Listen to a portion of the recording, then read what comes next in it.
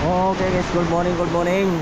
Ito lang guys, so napakalakas pa rin ang ulan ngayon. Ngayong umaga ng Merkules. Tingnan nyo lang guys, sa mga mababa po ang lugar, mag-ingat-ingat lang po tayo. Ingat-ingat lang po, maghanda lang tayo kasi iwasan natin ang paglubog ng ating mga flooring at sa higaan, lalo sa mga mababa at po ang mga lugar. Tingnan lang guys, no? Napakalakas pa rin ang ulan ngayon. Napakalinis pa rin ang ating kalagayan. Dito naman sa amin, no? Kita nyo naman to, yung mga balde namin dito ay punong-puno na.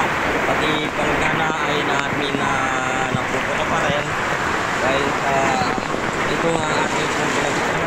Ayan, no? Atin nakita dito, medyo may kadilimag pa, no?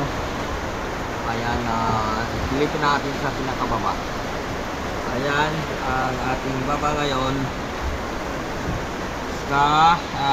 Nakikita ng mga yung puno na niyog, no?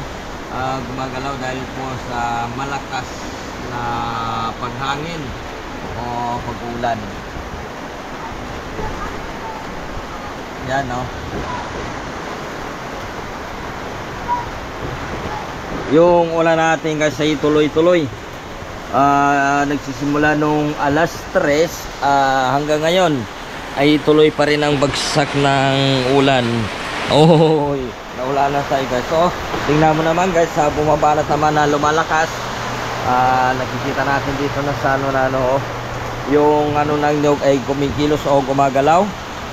Dahil sa napakalakas pa rin ang pag-ulan ngayon, no?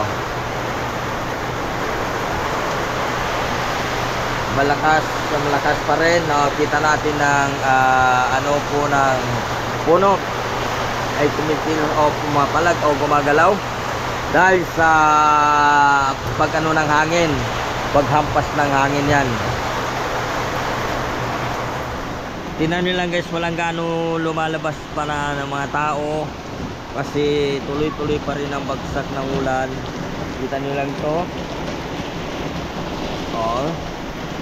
At yung puno doon, puno na nyog. Kita nyo naman, yan po ang palatandaan na may hangin dahil yan po yung tinatama ng hangin.